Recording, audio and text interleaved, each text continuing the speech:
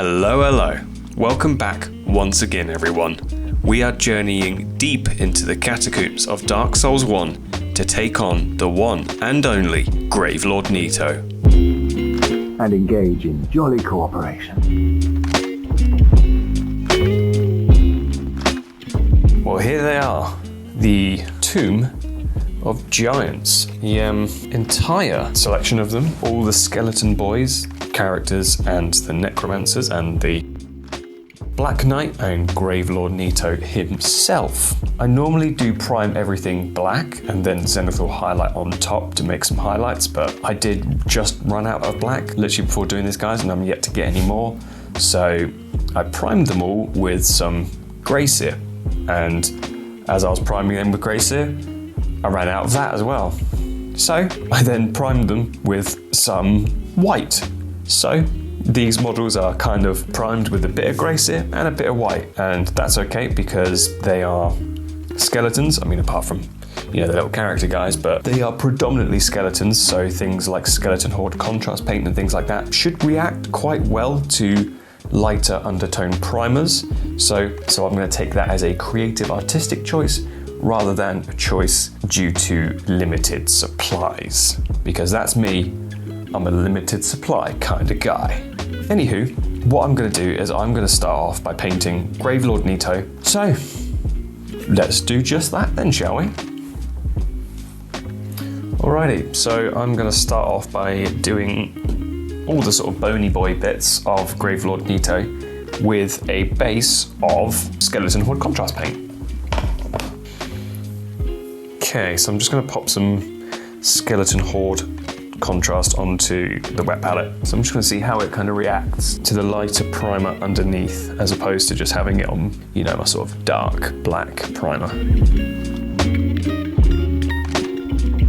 Now, Gravelord Nito was certainly one of my absolute favourites from my first few playthroughs of Dark Souls 1. Love the music. I do actually just really enjoy the boss fight as well. I know the sort of run up to him and Tomb of Giants as a whole is it's a really brutal place and not too fun area to sort of get through. Once you beat Nito, I mean, it's not too challenging once you're sort of sussed what you need to do.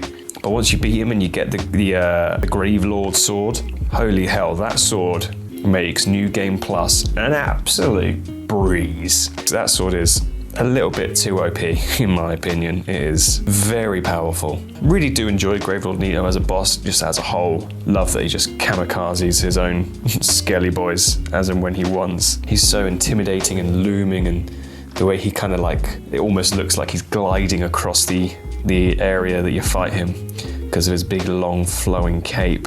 Yeah, you can see how it's kind of reacting quite nicely to the lighter primer underneath. It's definitely a good way to go if you're doing bones, is having a light primer as opposed to a darker one.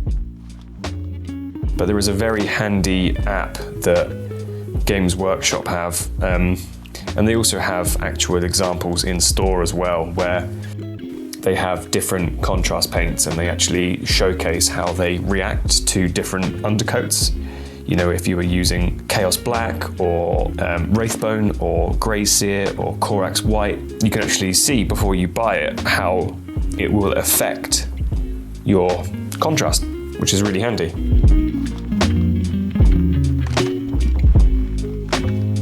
And the nice thing about doing skeletons and bones and things this way with the contrast paint is because with the ribs and everything and all the loads of little crevices left in the actual bones of the skeletons, is that when you're using contrast and things like this, is that it just seeps really nicely into those little cracks, and the more it kind of builds up, it sort of creates more density and shadow, so it looks a bit more kind of natural when you use this stuff, which is really cool, and it's super easy to do as well. It's really handy, especially if you're a beginner and you don't want to do too many crazy techniques that may seem intimidating things. Contrasts are a really good way to go. Also, if you have a massive skeleton army, if I wanted to paint these guys really quickly, which I might end up doing, just so I can get on and paint other things as well, because the list is extensive. Yeah, if you have loads of skeletons to get through. Just priming them, zenithal highlighting them, whatever you want to do, and then just applying a good amount of this skeleton horde contrast just over them all. You'll just get really nice looking skeletons with sort of minimal fuss and effort. But obviously if you wanted to make them all individual looking and a bit more intriguing, you know, make each one a bit different and things like that, then, you know, you can add loads of different things to it and you don't have to just stick to this. But this is just a really good way to kind of base a lot of skeletons if you have a lot to do. So that's sort of the first coat of skeleton horde contrast, and it's already looking quite cool. Like, it's a really good contrast paint to use for this sort of thing. And I've sort of covered all of his bony boys here sort of onto the sword as well. And all I'm going to do now is I'm just going to let that dry. But whilst it's drying, we can do the cape. I'm going to use some of the Black Legion contrast, but I'm not going to do a crazy amount on it. I'm just going to do one thin layer over the cape and just sort of see how it reacts to the white underneath. Already I'm starting to see we're getting actually a really nice dark grey the lighter it is out on this prime. And then as it's seeping into the sort of deep crevices of the cape, it almost looks like outlining. It's like it's just gone really, really dark and looks like really nice shadowing. So this is definitely a good way to go to do Nito.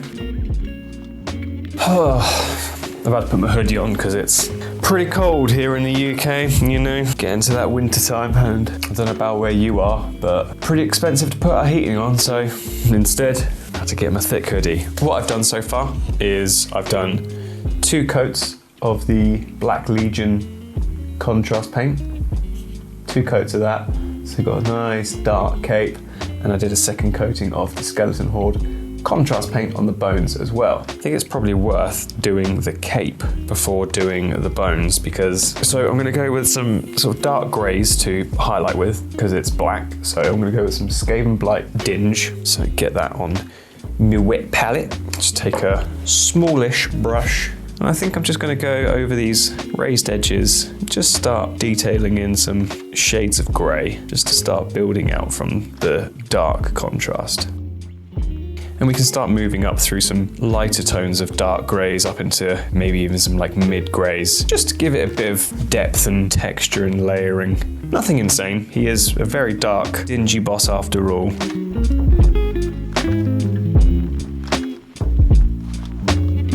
The sort of raised edges are starting to be brightened up a bit more, and you can see these sort of like dark recesses in here are remaining dark. What I'll probably do for the sake of time in this video is I'll do everything I need to do highlight wise on this side of the cape, so you can sort of see how the progression works, and then I'll just replicate it on this side and on the front as well. I'll take some of this Ishin Grey, which is still a dark grey tone, but it's a bit lighter than Skaven Blight, and I'll just kind of do the same thing I did with that previous Skaven Blight Dinge colour and just slowly start highlighting more of those raised edges. Mainly just working it with like the sort of flat end of the brush against the sort of ridges like that. So then it's kind of just doing this motion. So it's mainly just targeting the tips of these raised parts. And then when we have that done, we can move up into an even lighter grey and then probably leave it there because we probably don't want to overdo it too much. He has got to be dark after all. Hopefully you can see the sort of details that are being added in. If not, I promise you they're there. But for now, I'm going to add in some Administratum Grey. It is quite the jump between Ishin Grey to Administratum Grey, so I'm gonna sort of mix it together on the wet palette so it's like not too much of a jump between the tones. Pretty much a 50-50 mix between the two.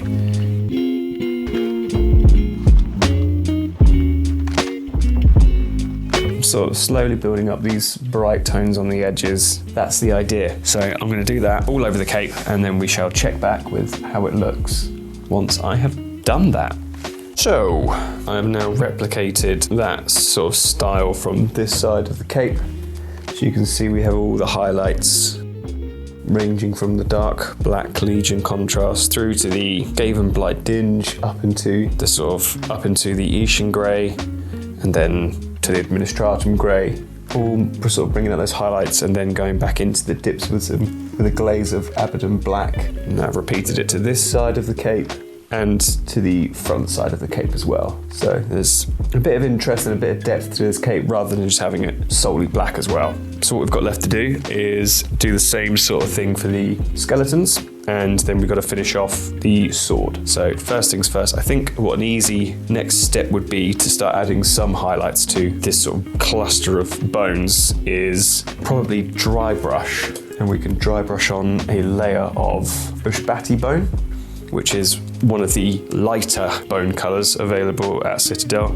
Just gently, finely dry brushing all these highlights. And the nice thing is that with the contrast settling deep within these sort of like cracks and gaps in the bones, is that the dry brushing really will only target the sort of top regions of this part of the model. So the deep recesses should remain dark. So you should get a good contrast between the brighter outer edges and the darker inner recesses. I'm not dry brushing all over the model. I'm mainly focusing in the sort of like center regions of each sort of skeleton that's in the mix here, because otherwise you're just going to have full coat of highlight all over it, but you want to keep a fair bit of the original contrast on it already. So mainly just hitting the centers and the middle points of each one of these like little skeleton boys on here. Okay, now that we've dry brushed on some highlights, I'm gonna get some race bone, and just with the small precision brush again, I'm just gonna add in some fine highlight detailing. I sort of see the light as kind of hitting the center point of the ribs and then just falling off into some darker shades to the sides of the ribs.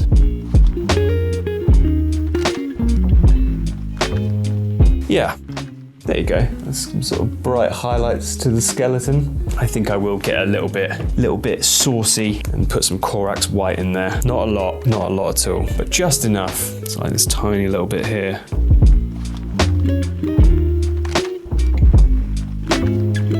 Quite good to do it on the main skull as well, because it will highlight it, bring it out from the rest of the skulls that are dotted around. Cool. Yeah, there he is.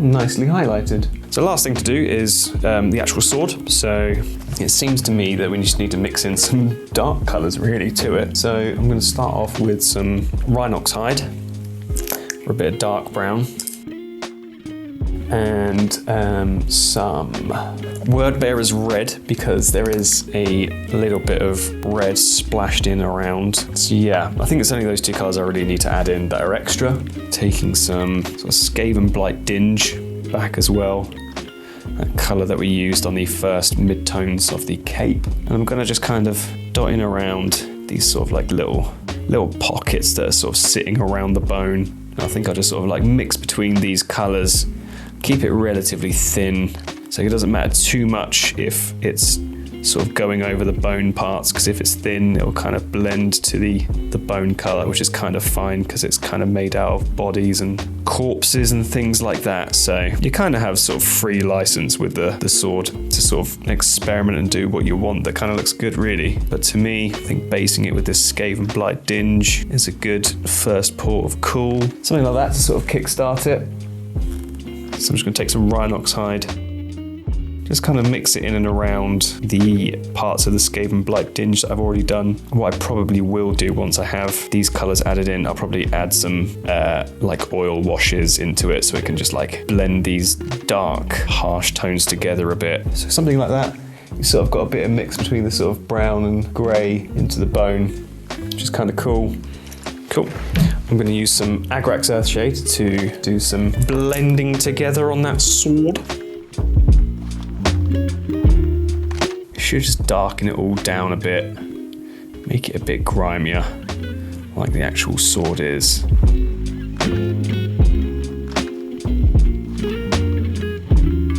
I'm now just going to base the sword. I'm going to use some Ishin Grey. The sort of higher up the blade is, closer to the body of it, is going to be the darker point. Really only this top area being affected by Ishin Grey. And then I will take some Abaddon Black, nice and thin, and I'll be using that at the very tip, just to kind of outline against the body of the sword to the blade. Take some Ministratum Grey, take it to the tip, take it to the tip. And And then we can finally do the absolute edge of the sword with some Corax white. Now that the Agrax Earthshade has dried, I'm just going to add in some tiny little details of red, using that word bear as red. The good thing about using word bear as red, it's quite a muted burgundy kind of colour, so it does fit quite nicely with this dark palette on the sword. And it kind of looks a bit like that. It's quite nice. And I think with that, it about does it. Finito. Finito. It's finito. You know, finished, finito. Yeah.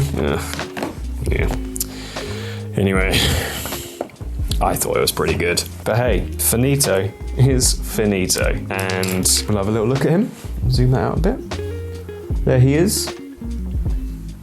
In all his dingy dark glory. The Gravelord himself. There's his cape from the back, where we've done all our nice highlighting to. And the front. All the skulls, the sword. And that's him. So yeah, that about does it. So that's the first installment of the Tomb of Giants. It did take a bit longer than I thought, so I haven't moved on to the skeletons or the Black Knight yet, but don't worry, I will get around to that. Maybe I'll do that in a separate video altogether. But for now, that's Gravelord Nito from the Tomb of Giants core set. I hope you enjoyed it, and yeah.